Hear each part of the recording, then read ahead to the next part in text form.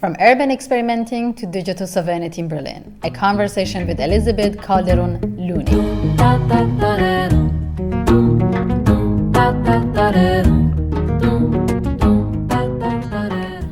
Hi everyone, this is episode 5 of our podcast, Digital Urbanism from the Grassroots. We are again very excited as we are going to talk with our guest about her journey from a collective urban gardening to collective sovereignty over internet infrastructure.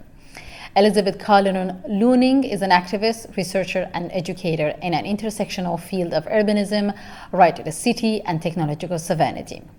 In practice, she was the co-founder of the Neighborhood Academy in the Princess's Garden, in which she co-ran an EU-funded community wireless network project named Mazi. More recently, she also co-founded the Digital City Alliance Berlin, Bündnis Digitale Stadt, in which she seeks to ensure a fairer and more equitable city for city dwellers in the digital age.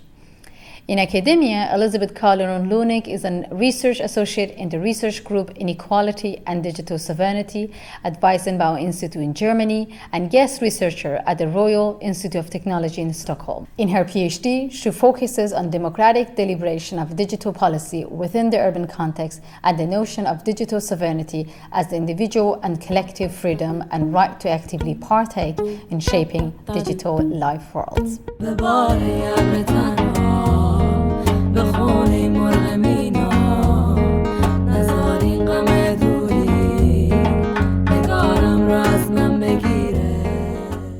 Would you like to a bit introduce yourself and also tell us about your journey, how you find yourself in urban activism in general, and also your way in Princess's Garden? Yeah, thank you for inviting me. And so my name is Elizabeth Calderon Lüning, and I'm a researcher at the Weizenbaum Institute. I have been a researcher at the Weizenbaum Institute, and I'm finishing my PhD at the moment.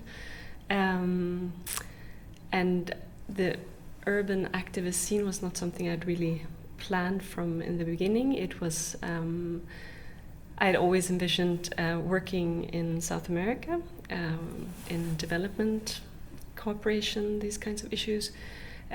Part South American myself, and I wanted to go back there.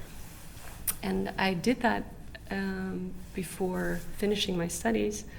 I was working for a Swedish organization in Colombia, working with internal refugees, and I was super inspired by the partners that I had there. These were very local organizations of internal displaced people, and just their motivation coming from their own situation was something that it was so much energy and it was so much agency there. And it was really great to work in it. I found it difficult to be in South America within development aid. I found after 2 years working there of this kind of external position that you take in. Mm. So returning back to Berlin to finish my studies, I really wanted to start working where I was living, so to say. So where I have the most agency, pretty much. And 2 friends of mine at the time, Robert Shaw and Marco Clausen, they were starting the Princessinnen Garden, just as I came back to Berlin. And I was helping them out with grant applications, organizational structures. And this was not something I don't, to be honest, I don't think I really understood their vision of Princessinnen Garden when I started, or like an urban garden. Why do you do that, and who wants to engage with it? And I was a little bit skeptical in the beginning, but to see that grow and to see what it became was really exciting. Then the day-to-day of managing the garden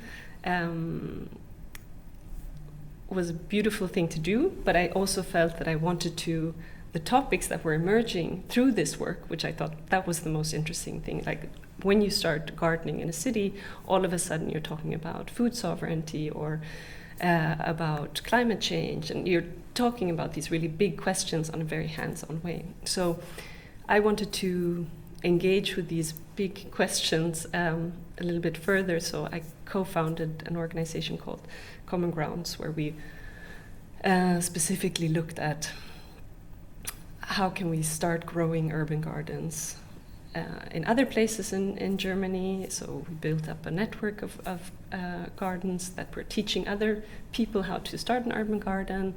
And we also started engaging with the local administration, the political administration, to see what kind of structures does the local administration need to have for these gardens to exist.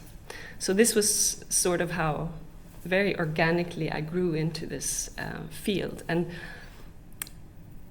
the shift towards more of a right to the city perspective that came with that happened a little bit when the entire tenant movement in Berlin started, and the sellout of the city had been happening for several years. All of a sudden you started really feeling how the rents were going up, how spaces were being shut down, how all of this like playfulness of Berlin was starting to disappear. And politicians started also to try to put the ecological and the payable rents against each other, to say like, but we need to build, therefore, because we need more housing, so therefore these kinds of empty spaces need to go away. And this was the motivation from the garden and from myself and from my organization to start putting these two things together and saying right to the city and right to payable housing and the right to a city that we can breathe in are all the same kind of issues. We overlap them, and we need to see these as common issues. Yep. So that's how that part got into a very big focus of seeing these issues together and not as something, getting more politicized through that, I think. Very interesting. I was already reading some of your works, and also I listened to some of your presentation here and there, but this talk really brought everything together for me, how someone can find her way in Princess Garden, and also the whole work of Right to the City. But when data started to be existed in your work, when you start seeing that, because I heard one of the talk we had, you said I face with digital technology from a person who doesn't have a tech background to be challenging when we want to start forming governance or talking with tenant movements or bringing to the city.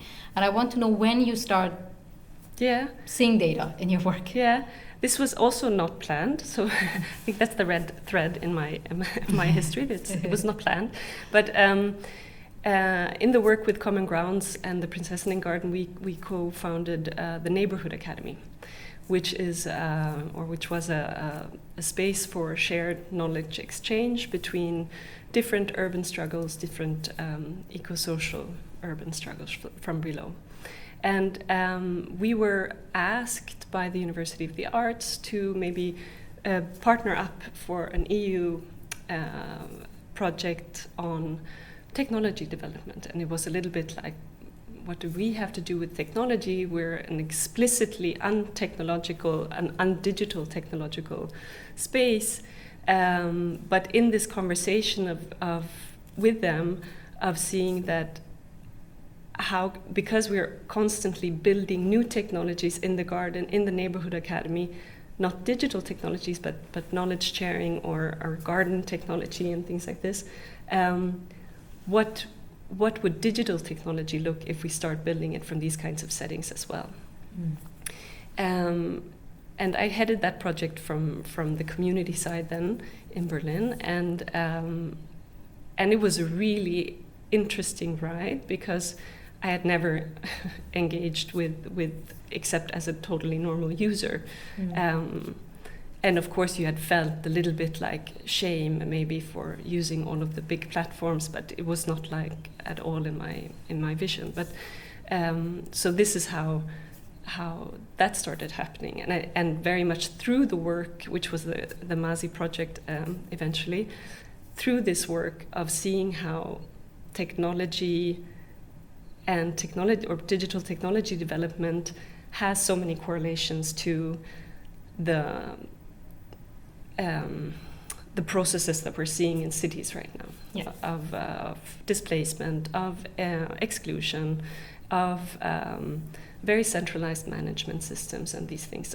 So all of a sudden, also this made so much sense. Yes. to think of them together. Yeah, I think nowadays, talk about right to the city, we should pick up also on digital technology, because that's a part that making and bringing agency for some and taking agency from the others. Yeah. In cities. That's right. And could you explain to us about Mazi project? Mhm. Like, now we came to that. Could you To tell this us? moment, yeah. Yes. So the Mazi project started in 2016 and was a Horizon 2020 CAPS EU project. And it was a collaborative project between 9 partners in 5 different cities or areas in Europe. And the idea was to build what we ended up calling do-it-yourself digital networks. So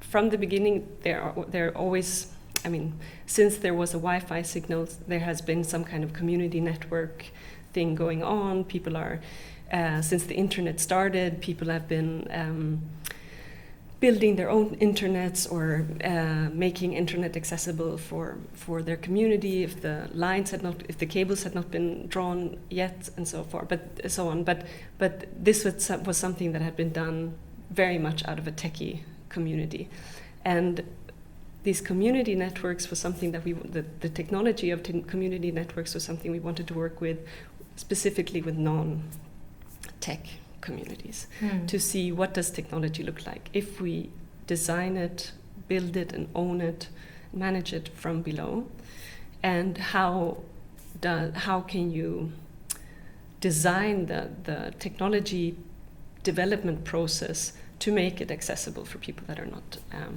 in this realm. The aim of the project was to, at the end of the project, to have a toolkit on the one side with the hardware, off-the-shelf hardware with a Raspberry Pi, some open source software that was more or less functioning intuitively. But the toolkit was not only this technology and the software, but also guidelines, storytelling, to make it understandable. How can you engage communities with this kind of technology? How can you make communities want to build their own kind of networks? Yeah. So we had the project was divided in different pilots. So each city had a pilot team of a community partner, which was me, and an academic partner, which was my colleague Andreas Unteidig from the University of the Arts in Berlin. And we wanted to work with this technology specifically with the communities that I had been working with, which was tenant movements, urban gardens, neighborhood centers, family centers, and to engage with these communities. And that was super exciting and super fun, but very, very difficult, of course, because the communities that we were working with, not only are they not technologically savvy people, like most people are not, but they're also from very precarious settings. So these are people that are foremost engaged with a political goal. They are doing this on their free time. They have very little resources. It's a very harsh struggle to work for tenant rights, for example, and to come with something like technology. We needed to be so sure that what our research project was doing was actually adding value to their work, and not just making them work harder. I think with the experience of the Prinsessinengarten in my background, this was very useful, because in the Prinsessinengarten we had been constantly asked by researchers that they research the garden, whatever kind of aspects, from how we plant to how we engage with people and so on. Yeah.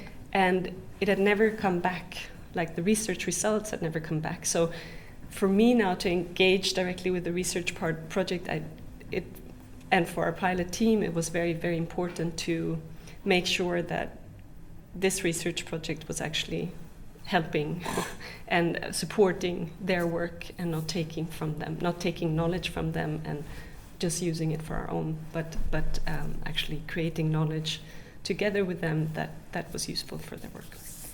So was the thing that they could get, the added value to their life, was the knowledge, or what other experiences, or what was their take from this? So this became a very long process of engagement. I think we spent one entire year just looking at or finding common grounds between critical technology discourse and critical urban discourse, of seeing when do these things align, and how is the digital starting to intervene also in their questions of tenant rights or citizens' rights within the city. Where can we start finding a common language? So that was on a discursive level. Then it took a long time for us to even bring in the technology onto the table to show them, like, okay, this could be this is a Raspberry Pi. What kind of tools could we use in a local setting? Because this, I think, is also important to understand with this DIY network technology of Mazi that we were using. We wanted it specifically to be a local internet, so it was not connected to the real internet, yes. but you were creating your own little network where you had the possibility to share knowledge, to chat with each other, to have different kinds of applications that were interesting for them. So out of this came applications that were specifically interesting for them in their different settings. That was produced with them. It could be formed like one thing we had was an application where you could just chat right into the application. It was very local, and then this was projected on a screen. So if you're a person if you're in a large assembly kind of a situation and you don't feel like talking, you still want to have your voice heard, you can make it heard through that. Yes. It was also a place for them to start collecting their knowledge that they did not want to have on the internet, because this was also really important to understand that the knowledge that they were producing was knowledge that they did not want to spread. Yeah. They don't want everybody to know where there are free spaces or where empty buildings are standing, to make more investors come and want to have them. So this kind of knowledge is something you don't want to share with everybody. And so also to understand that, like the different kinds of knowledges we have and the value of that knowledge in the knowledge production that we're doing together. So this was a very long process, and I think, but it would have been impossible to do this project without this very slow process of building that common understanding to then eventually look at why could this be interesting for them. And then it was still a volatile technology. It was open source. It was not working all the time, and so it was also slightly like it was creating friction, of course, to work with this technology, and only some of them kept on working with it at the end of the project. But the knowledge that we produced together, of understanding at least how we want to protect our data within our group, how we share our knowledge, what the internet is doing to our kind of way of communicating, these questions, they stand. And I liked also the way that people through Mazi could have a new relation to Princess's Garden. I don't know if I'm wrong, but I think it was also some data archive that you could just access to that if you come to Princess's Garden. Mm-hmm. Is it right? Yeah. So we had several Mazis in different places in the city with the different initiatives. But in the Prinsessinnengarten we had our own Mazi as well, and there it was important for us to make people go to the garden. You can look us up in the internet, and you can find some nice stories and a lot of beautiful pictures and so on and so forth, but we want you to come here actually to engage with the space and not just to talk about us. So this was important. Or also for Stadt von Unten, which was another initiative we were working with, they also had a small archive in their Plangarage in the Dragona Areal, in a space that was sold and then taken back by the city, also to make people engaged and go there and so on. It was also used, for example, and that was a really interesting example because we got to know about it later. Like we had given somebody one of these little gadgets, and he just ran with it, and he made. He optimized it and made it onto a little wagon, so he was using it for demonstrations, specifically for a demonstration against a Google campus that was going to be starting there. And so this was a way to get, like, people could download information about Google and about, like, their pamphlets and so on. They could download it from the Mazi at that organization. They could also upload their own pictures of things or whatever, but so it became like a demonstration tool. Yes. And we just got to know afterwards that this had happened, so this was really fun. It was really fun, and also as a kind of a non-human agential technology. It was super interesting. I didn't know about that story. And for those people who are listening, I put the link of the project in the show note, and for those who are watching the video, you can see some pictures, but I also try to put some photos of the Mazi project in show notes. So also then you work, and then this project finished in 2019, right? But in the pictures, I also saw some construction thing you made. Was it part of Princess Garden work, or it was needed for Mazi as well? It was like a constructed big building, wood tower. This was something that was built for Prinzessinnengarten and the Neighborhood Academy by an architectural firm called Fat Kuhl, where they were experimenting with large wood construction. So this had nothing to do with Mazi, but this was the place where the Neighborhood Academy was happening. So you didn't use it for Mazi, or we didn't put the gadget exactly. We put the gadget there, exactly. That was interesting for me when I saw that. And then because you also work on the whole Mazi and Princess Garden in a discursive level. For you, how the space, the space that Princess Garden produced, how it got transformed, or did it transform by Mazi project, or during the Mazi project, by integrating the data in space? Did you had kind of a shifting understanding about urban space? I think the Mazi was something that you had to know that it existed to find it, and we were not making it hyper public. The Prinzessinnengarten, from their standpoint, they did not want it to connect to the internet, for example. This was something that you could actually decide in 2000 and when did it start? 10, 12 when it started. That you could say, like, oh, we're not going to have wireless. Of course, afterwards, everybody had a smartphone, so you had internet there anyways. I think the interesting point with having a very local digital tool is of building trust, of understanding trust on the digital level in another way than we can in the internet. Of course, in the internet we're not trusting at all, but when you're in a physical space, you trust people because you can see them.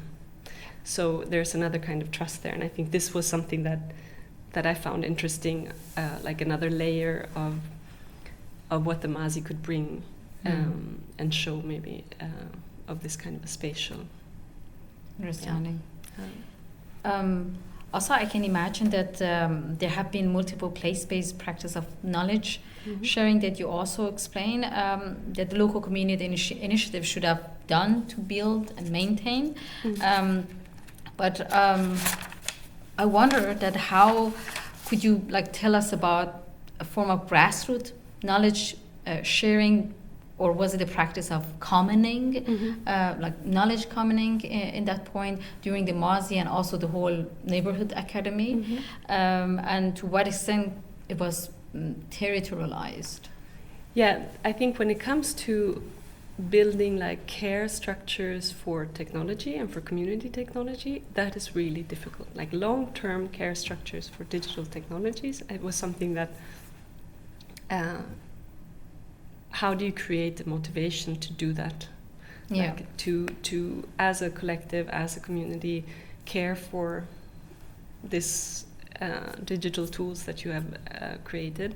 That was something that we found in the project, that was like some persons that got super engaged and that just went and were intrinsically motivated by the technology itself. And I think this is really important when you look at all of these kinds of grassroots technology, like who is doing them? Because people can be very motivated in like putting things into the world, but how do you keep on caring for it for a long time? Yeah. This is, I think, a really important leverage point that we did not like finish solving in the Mazi project, and I've seen also not being solved in a lot of other projects. But then there are other community technology projects like the Freifunk, for example, which has existed now over almost 2 decades. But it's also intrinsically motivated by the technology itself. It's people that are technologically engaged, that just want to do this on their free time and have been doing it for 15 years or so. So they're these kinds of experiences. And I think, I mean, these were small-scale like the Mazi was a small-scale project. I think the long-term effect of the Mazi was not so much the hardware and the software, although the project has been taken over by other projects and other settings and so on. But in the Berlin case, very much of building these discursive alliances and creating, like, politicizing technology through working with technology. Yeah, and coming exactly talking about politicizing, my next question is more about governance and the new structure of administration stuff when it comes to technology in city of Berlin. Particularly dialogue between local community in Berlin and also local digital actors. What have you observed or learned in terms of this kind of datafied governance in Berlin? Because also Berlin is quite changing how the city of Berlin is handling the digitalization. Absolutely. But also Mazi was EU funded, which sometimes bring another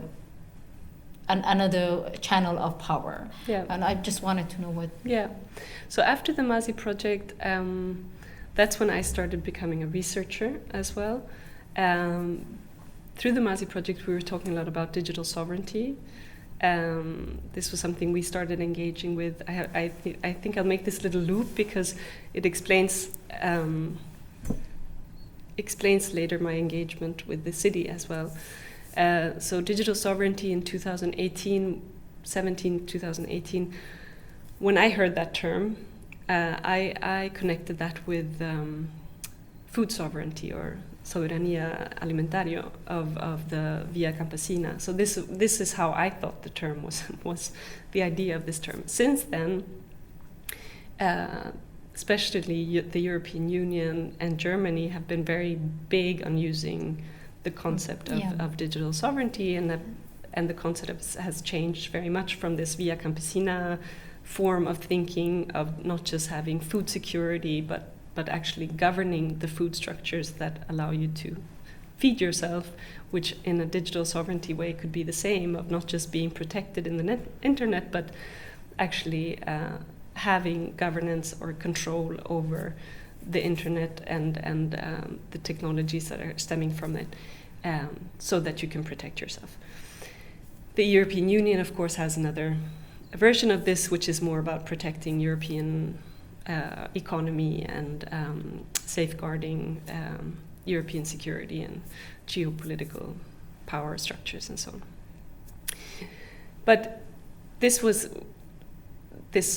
for me at least, a new idea of digital sovereignty, of thinking of it as more of democratic self-determination within the digital, I thought was really interesting on a city level to look at, because from the experience that we have been doing in Berlin of engaging in the city for tenant rights or for housing rights, rights to the city, we have been engaging very strongly with local policy. And how can we start engaging with local policy when it comes to digital policy? And couldn't the city be the best administrative layer to start building up that conversation, because this is where we're closest to our politicians, where we can start understanding technology and start discussing the technology with the politicians and the administrations around us.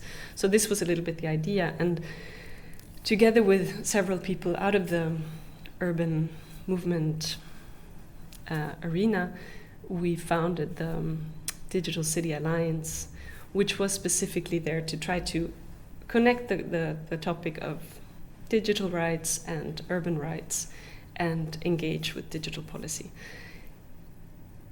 This is something that in Berlin, the Berlin government has had years, almost a decade of extreme austerity, so they have been lagging a lot behind when it comes to digitalizing their administration, but specifically also lagged a lot behind in getting new competence into their administration. Yep. So this was a first big learning. We as normal residents of the city, we lack the knowledge of the techno politics behind the digital urban systems, but the administration lacked this knowledge as well. So how can we start, how do you even, and plus that the digital policy field is not really existing yet as its own, as a framework or in its own right, and maybe it doesn't have to, maybe it should be something that's integrated into all policy fields, or maybe it should get more focus, because until now in Berlin, as in Germany, as in many other countries, digital policy has been strongly identified with innovation policy and economic policy. Yeah. So as long as digital policy is understood as an economic growth aim, or an aim for more innovation, then you're not answering a lot of the bigger questions and the bigger problems that we're having on what kind of technologies do we want, how can we safeguard the data of our citizens, how can we start getting non-proprietary digital tools that are actually working for the goals of the city and not for profit for somebody else. So these are the questions that are, until now, don't really have a space within the political administration in Berlin. So this was, a big learning. But you founded this Digital Alliance in Berlin, and you co-founded. And what's the status at the moment, especially with changing the government? The government. Yeah. So the Digital City Alliance is a network of civil society organization, academic institutions. When we started, it was specifically to engage with a specific policy development that was happening, the Berlin Digital Strategy. Exactly, which is a smart new strategy for Berlin smart cities. Exactly. Yeah. It was originally the idea was to create a strategy to make all digital policy coherent in Berlin, and we wanted that policy document to be discussed broadly. So that's why we started the initiative or the network, and.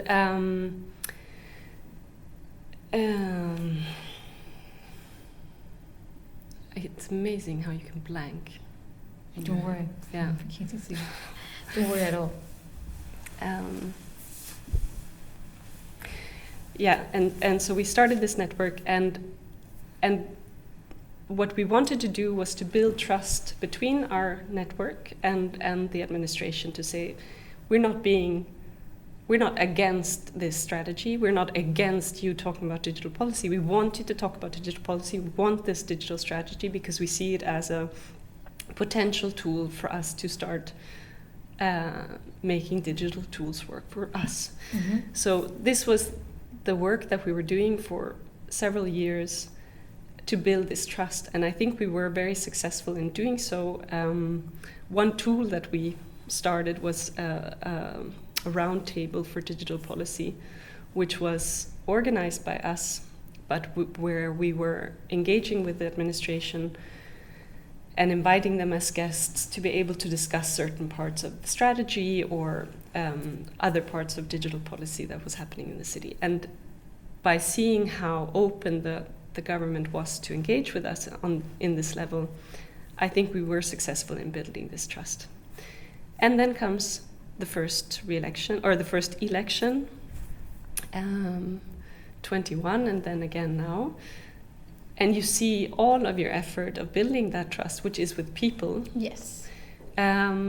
Just disappear, because everybody was changed. The entire layer of people that we had engaged with had changed, and now, of course, it changes again because the entire government has changed now. So this was a very big learning from our engagement, of seeing that, okay, because and this was something we had said from the beginning, we need institutionalized structures for public debate and participation. As long as we don't have these structures in place that go beyond elections, that go beyond legislative periods, this is going to keep on happening all the time.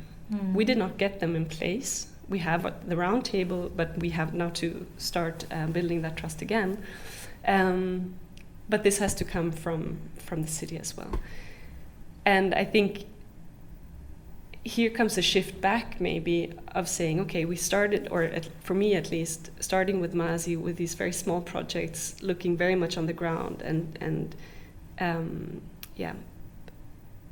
the way for me to scale up or to think of it bigger was to engage with the administration. And now, after this experience, I feel, okay, we have to go again a step back and see what kind of projects can we start doing on the grassroots that help us through the project shift policy directly, not try to tackle the entire participation for digital policy, but look at, okay, can we, for example, start building tools that uses data, open data from the city, to start finding out